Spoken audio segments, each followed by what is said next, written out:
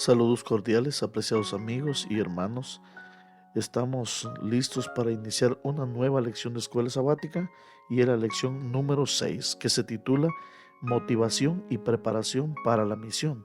El versículo para memorizar de esta semana se encuentra en San Lucas 24:44 y dice de la siguiente manera: Estas son las palabras que les hablé cuando estaba aún con ustedes, que era necesario que se cumpliese todo lo que está escrito de mí en la ley de Moisés, en los profetas y en los salmos.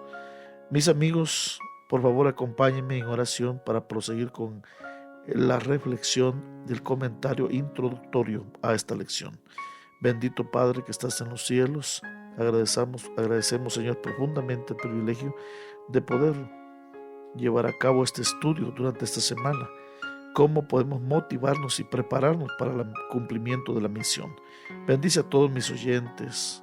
Oro por sus necesidades. Oro, Señor, por las cosas que están enfrentando. Cualquiera que sea, Señor, tú eres un Dios todopoderoso. Pero permite que podamos comer cada día el maná que desciende del cielo, tu santa palabra. En el nombre de Jesús. Amén. Pablo escribió a los filipenses: Es verdad que algunos predican a Cristo por envidia y contienda, pero otros lo hacen de buena voluntad. Esto lo anuncian por amor, sabiendo que estoy puesto para defensa del Evangelio. Otros anuncian a Cristo por rivalidad, no sinceramente pensando añadir aflicción a mis prisiones. Pero ¿qué importa? Lo importante es que, por pretexto, por verdad, Cristo sea anunciado, y esto me alegra y me seguirá alegrando. Filipenses 1:15-18. Qué palabras poderosas las del apóstol Pablo para introducirnos en la lección de esta semana. No obstante, lo ideal es que nuestras motivaciones para predicar a Cristo, para el cumplimiento de la misión, para alcanzar a otros con las buenas nuevas, sean por amor y por verdad y no por ambición egoísta, envidia o alguna contienda. La pregunta que nos ocupa en esta semana para el estudio general es: ¿cuáles son entonces algunas de las motivaciones para predicar a Cristo y cuáles son algunas de las formas en que podemos prepararnos para hacerlo? Estas preguntas serán resueltas en el estudio de esta semana. Esta semana analizaremos algunos acontecimientos de la iglesia primitiva que pueden orientarnos sobre estos aspectos importantes o cruciales para la misión. Quisiéramos avanzar un poquito más en el estudio de la introducción de la lección. Corría el mes de abril del año 1916. La realidad de millones de personas muriendo en lo que se conoció como la Gran Guerra era en gran parte desconocida para los estadounidenses. La batalla más larga de la Primera Guerra Mundial, la batalla de Verdún, se libraba al otro lado del Atlántico. Por el momento, Estados Unidos estaba en paz y aún faltaba un año para declararle la guerra a Alemania. Unos años antes, miles de cerezos japoneses de diversos tipos se plantaron alrededor de la cuenca de las mareas en la capital de la nación, Washington, D.C. El resultado era una espectacular explosión de color cada primavera. Y en primavera de 1916, el amor estaba en el aire para John Andrews y Dorothy Spicer, dos jóvenes adventistas del séptimo día que vivían allí. John estaba completando su formación en la Facultad de Medicina de la Universidad George Washington en el centro de Washington, D.C. Casualmente, al mismo tiempo, en la Facultad de Derecho de la universidad, un joven, Edgar Hoover, que más tarde sería el poderoso y controvertido primer jefe del FBI. Ahí también completaba sus estudios. Desde nuestro segundo año hemos sido los orgullosos poseedores de John, afirmaba el anuario universitario de 1916. Antes de eso era un miembro activo del Colegio de Médicos Evangelistas. Tiene la intención de asistir a la Escuela Médica de Posgrado de Nueva York y más tarde ir a China como misionero. Así decía el periódico de ese entonces. Comentaba: la novia de John, Dorothy, era una estudiante de enfermería en Washington. Sanatorio estaba en el cercano Tacoma Park, donde se encontraba la nueva sede de la Conferencia General de los Adventistas del Séptimo Día e instituciones asociadas. Dorothy nació en la India, donde sus padres, William y Georgia Spicer, sirvieron como misioneros del año 1898 a 1901. Durante esos 3 años, sus vidas de servicio se entrelazaron con la de Georgia Burroughs, a quien conocimos en la historia en el capítulo anterior. En el año 1901, el padre de Dorothy fue nombrado secretario de la Junta de Misiones de la Asociación General y 2 años más tarde fue elegido secretario de la Asociación General de los Adventistas del Séptimo Día.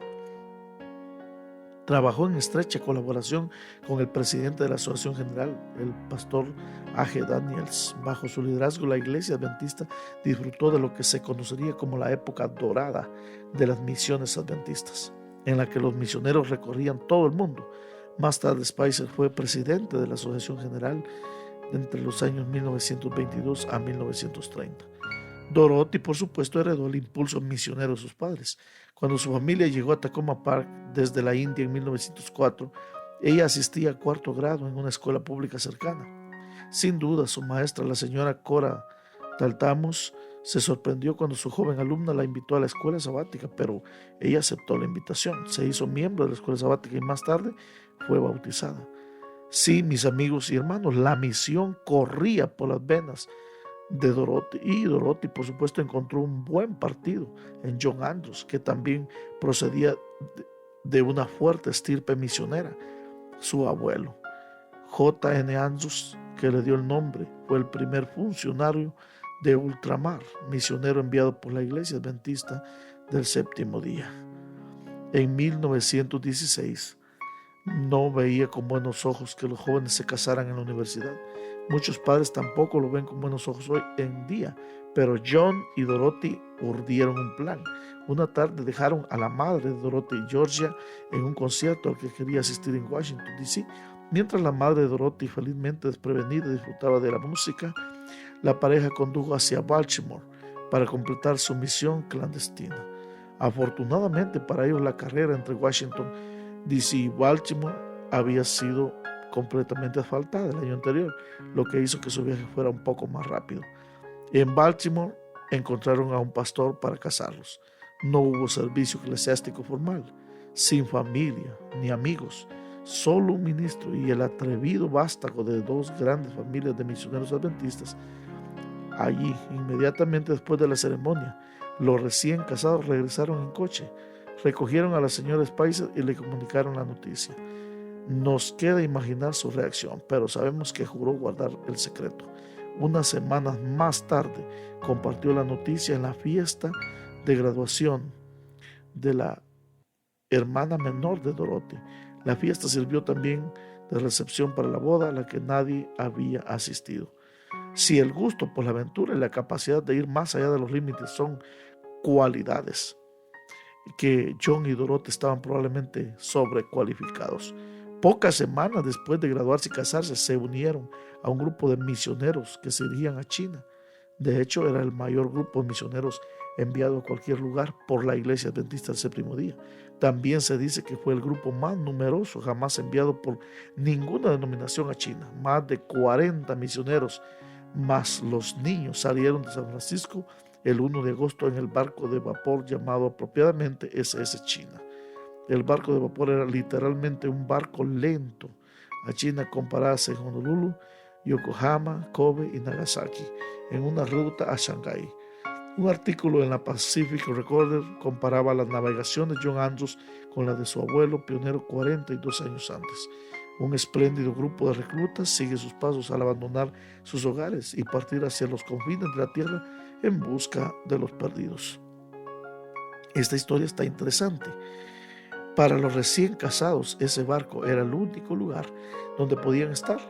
Para alguien criado en un hogar como el mío, la consecuencia natural era prepararse y esperar en un campo de misión, escribió Dorothy. Lo mismo con mi marido, salir y trabajar para nosotros mismos, para nuestro propio progreso, simplemente nunca se nos ocurrió. Por lo tanto, no fue sorprendente que 6 semanas después de la graduación de mi doctor, nos fuéramos a China. Todos los lugares no me atraían en absoluto. He aquí la motivación de su misión. Simplemente asumieron que vivirían para los demás, no para sí mismos.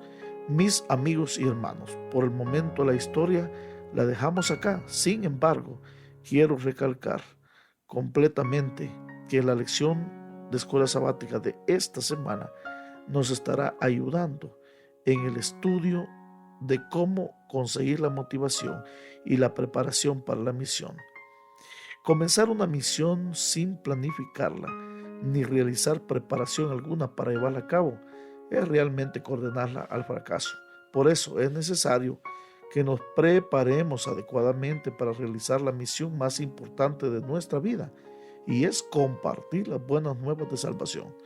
Repasando la historia de los apóstoles, mis amigos y hermanos, comenzaremos estudiando en esta semana la motivación, que es indispensable para el éxito de cualquier misión, y veremos los pasos previos a realizar antes de comenzar, cómo comenzar la misión y finalmente cómo continuar realizándola sin decaer ni desanimarnos. En esta semana veremos 3 grandes temas importantísimos. En primer lugar, la motivación para la misión como una experiencia personal, y segundo, como un fundamento profético. En segundo lugar, la preparación para la misión, oración y preparación. Y en tercer lugar, practicando la misión como una actividad unánime y como una actividad para continuar sin decaer. Mis amigos, es abarcante el tema de esta semana, pero la primera motivación para la misión puede provenir de una experiencia personal. En Mateo 28:8 leemos: entonces ellas, saliendo del sepulcro con temor y con gran gozo, fueron corriendo a dar las buenas nuevas a sus discípulos. ¿Quiénes eran estas mujeres que habían logrado una motivación para salir e ir a predicarle a los discípulos? Jesús había resucitado. Esta será una experiencia única de cada uno de nuestros ejemplos de esta semana. En el libro Mensajes Selectos, tomo 3, páginas 212, nos dice la sierva del Señor: necesitamos nosotros mismos tener una vida de relación con Dios a fin de enseñar a Jesús a otros. Entonces podremos transmitir a la viviente experiencia personal de lo que Cristo es para nosotros como experiencia de fe. Hemos recibido a Cristo y con fervor divino podemos hablar de aquello que es un poder que reside en nosotros. La gente debe ser atraída a Cristo, debe darse prominencia a su eficacia salvadora. Mis amigos, dando el repaso a la lección, decíamos que no podemos ir y hacer discípulos cuando nosotros mismos no somos discípulos. Entonces, antes de hacer, hay que ser. Antes de ir y hacer discípulos, hay que ser un discípulo de Cristo. El segundo tema se va a hablar en esta semana es el fundamento profético. Estas son las palabras que os hablé, dice Lucas 24:44, estando aún con vosotros, que era necesario que se cumpliese todo lo que está escrito de mí en la ley de Moisés, en los profetas y en los salmos. Y esto nos lleva a la misión de Cristo Jesús, como ya estaba prefigurada en el Antiguo Testamento. Luego entraremos a la segunda parte de la lección de esta semana, preparación para la misión. Dentro de la preparación para la misión encontramos la oración, y estando juntos les mandó que no se fueran de Jerusalén, sino que esperasen la promesa del Padre, la cual les dijo: oíste de mí. Hechos 1:4. Nos damos cuenta reiteradamente que Jesús quiso preparar a sus discípulos. La última recomendación que les hizo antes de ascender al cielo era que esperaran la promesa del Padre. Y la pregunta es: ¿cuál es la promesa del Padre? La unción, el derramamiento del Espíritu Santo de Dios. Y considero, mis amigos y hermanos, que sin este derramamiento del Espíritu de Dios, nadie podrá ir a cumplir la misión. Así que la oración es importante. Ahí en el aposento alto, los discípulos oraron con intenso fervor, pidiendo capacidad para encontrarse con los hombres y en su trato diario hablar las palabras que pudieran guiar a los pecadores a Cristo. Esto está en el libro Hechos de los Apóstoles, en la página 30. En primer lugar, entonces, es importante orar, y en segundo lugar, prepararse. Así que comenzaron en su logística a prepararse. ¿Cómo podemos practicar la misión? que sería el tercer y último tema. Debemos mantener una actividad unánime. La unidad de la iglesia es sumamente importante en el cumplimiento de la misión, porque la Escritura dice en Hechos 2:4, y fueron todos llenos del Espíritu Santo y comenzaron a hablar en otras lenguas, según el Espíritu les daba que hablase. La preparación había terminado y ahora iban a la acción. Actuaron de forma unánime, se prepararon, oraron y también hicieron los ajustes necesarios dentro del equipo de los 12, porque dice la Escritura que nombraron al que hacía falta, del cual Judas había abandonado su puesto. Todos tenemos una parte para realizar la misión, por eso es que cada uno de nosotros se nos ha dotado de dones que el Espíritu Santo considera necesario. De esta forma toda la iglesia unánime proclama el mismo mensaje: Jesús tiene poder para salvar al más vil pecador. ¿Cómo podemos continuar sin decaer? Y perseveraban en la doctrina de los apóstoles, en la comunión unos con otros, en el partimiento del pan y en las oraciones. Mis amigos y hermanos, es importante continuar sin decaer. En un solo día se bautizaron 3,000 miembros. Se unieron nuevos miembros a la iglesia. La pregunta es: ¿debían dejar la predicación y atender a los nuevos miembros? ¿Debían de dejar de atender a los nuevos miembros y seguir predicando? La solución incluyó ambos aspectos, ambos. La atención a los nuevos miembros incluía la doctrina, la enseñanza, la comunión, que es la camaradería, el partimiento del pan, que era la cena del Señor, y las oraciones en grupo. Y la predicación del evangelio incluía la reunión en el templo de los judíos, no en una iglesia cristiana, para testificar de Jesús, relacionándose con todo el pueblo y ganándose el favor de ellos. Por eso encontramos en el libro Nuestra elevada vocación del 9 de junio del Ellen White: aquellos que pertenecen a la familia de la fe nunca debieran de dejar de reunirse, porque este es el medio que Dios ha designado para conducir a sus hijos a la unidad, a fin de que con amor y compañerismo cristiano se ayuden y fortalezcan y animen unos a otros. Mis amigos y hermanos, en esta oportunidad hemos hecho un comentario general de cómo debemos practicar la misión y continuar sin decaer. En esta semana, el desafío personal, misional, el desafío tiene que ver con pensar en alguien en nuestra vida que desearíamos que fuera creyente y colocar su nombre para poder orar, para que esa persona tenga una experiencia personal con Jesús. Y el desafío avanzado es: ¿a quién está usted discipulando y conduciendo a una relación con Jesús? Busquemos manera de guiar a esas personas a la comunión con otros creyentes. Es importante este aspecto. Por eso esta semana, mis amigos y hermanos, pidámosle al Señor que nos muestre cada día la manera como debemos proceder en el estudio de la palabra y en la práctica.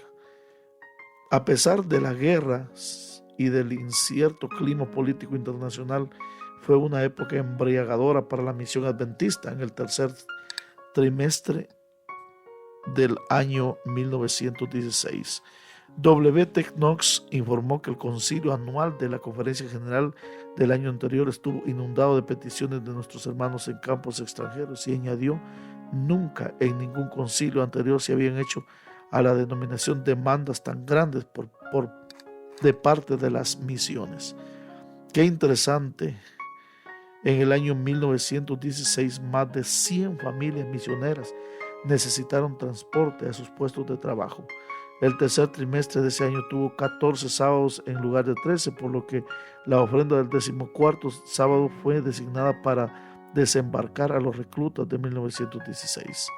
Tras llegar a Shanghái, los Andrews viajaron a Chongqing, en el suroeste de China, donde confluyen los ríos Yangtze y Yalin.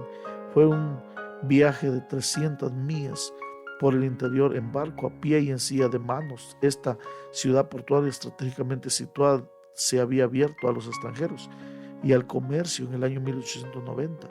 Los Andrews sirvieron allí durante más de 2 años, pero querían ir a la frontera misionera del Tíbet. El 10 de junio de 1919 emprendieron un viaje largo difícil y peligroso a Tanselu, actual Kandin, en la frontera tibetana. John Andrews había realizado un viaje de exploración con su compañero misionero Merritt Warren el año anterior. Durante ese viaje, unos ladrones les dispararon y las autoridades los detuvieron varias veces. Qué interesante esa historia. Pero sigue. Dorothy, John y su hijo Robert tardaron casi 2 meses en remontar el río Yangtze en barco. Por un momento dado, al menos de 7 millas del puerto final, el barco naufragó. Todas sus pertenencias, incluida la comida, la ropa y los libros, quedaron completamente empapadas. De vuelta a la carretera, Dorothy recuerda ir con su bebé en el regazo en un sedán. Sentía avergonzada de que la llevaran hombres y a menudo dejaba la silla para caminar. 69 trabajadores llevaban las mercancías de los misioneros y 12 soldados los escoltaban. Los baúles de los barcos de vapor, que pesaban demasiado, recordaba Dorothy, debían atarse entre 2 largas varas de bambú y ser transportadas por 2 hombres que podían cargar unos con 150 kilos entre los dos. Durante el viaje se encontraron con otras indignidades y dificultades, como ojos que se asomaban por las rendijas de la pared de su dormitorio y el ruido de animales sacrificados en la habitación de al lado. Dorothy también se lamentaba. Baby ha llegado a la fase de aprender palabras y ha aprendido algunas palabrotas indescriptibles de los hombres de la silla.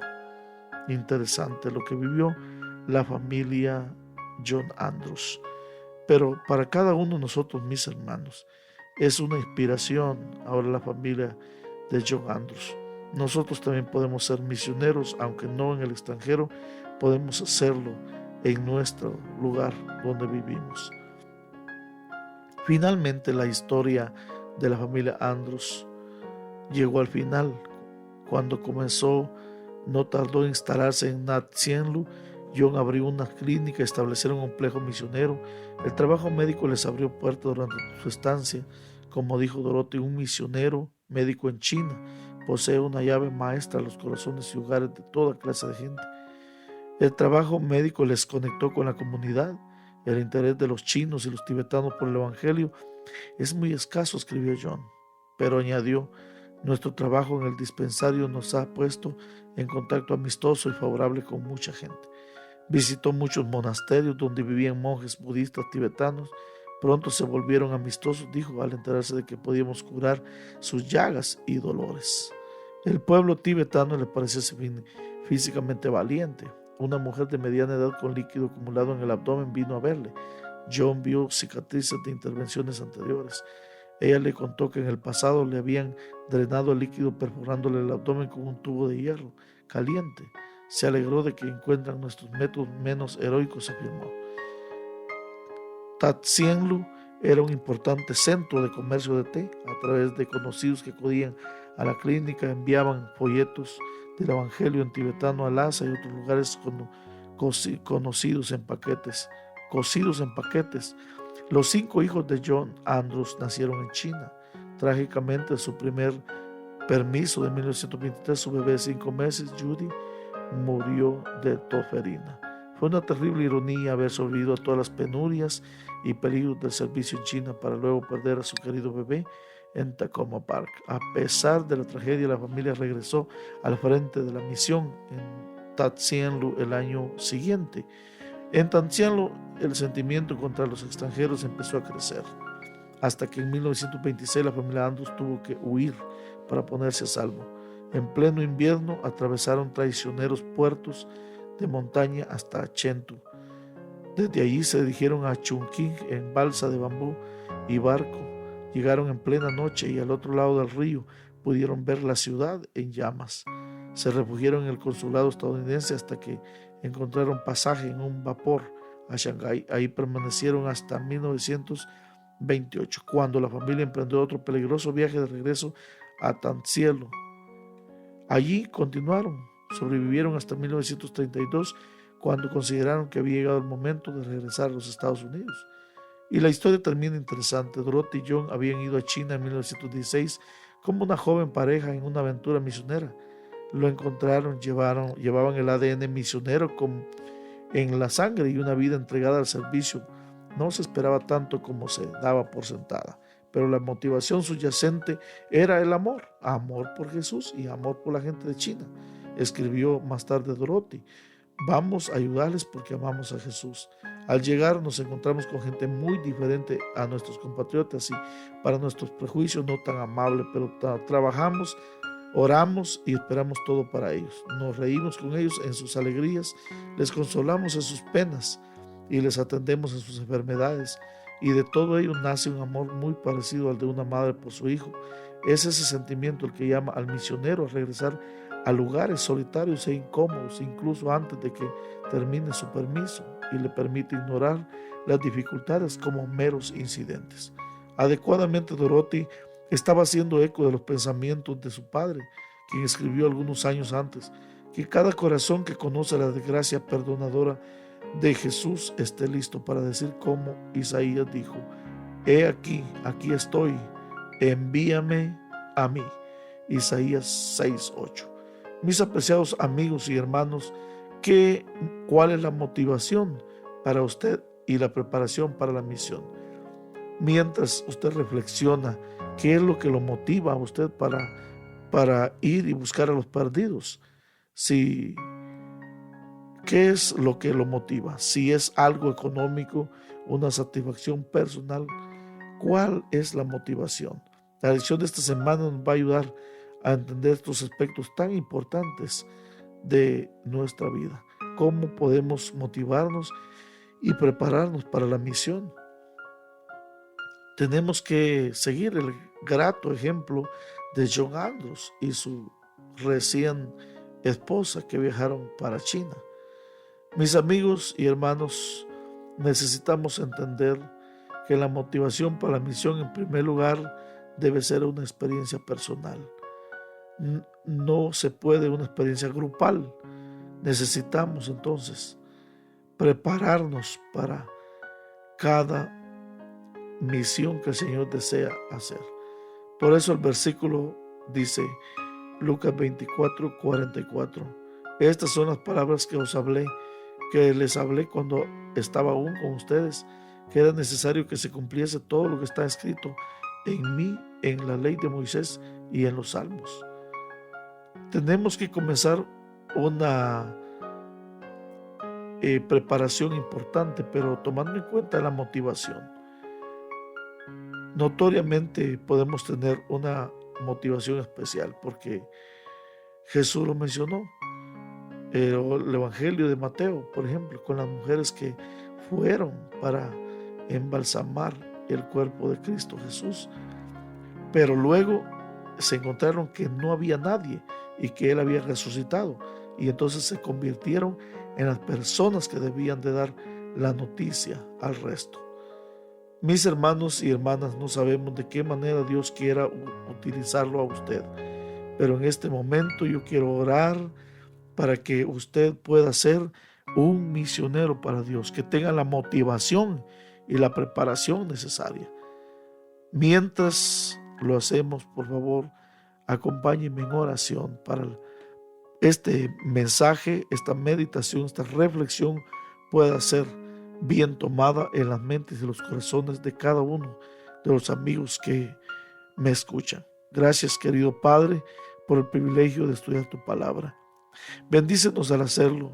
Permite que tu Santo Espíritu se apodere de cada uno de nuestros hermanos y que podamos, Señor, tener la motivación y la preparación necesaria para poder ir al campo de labor.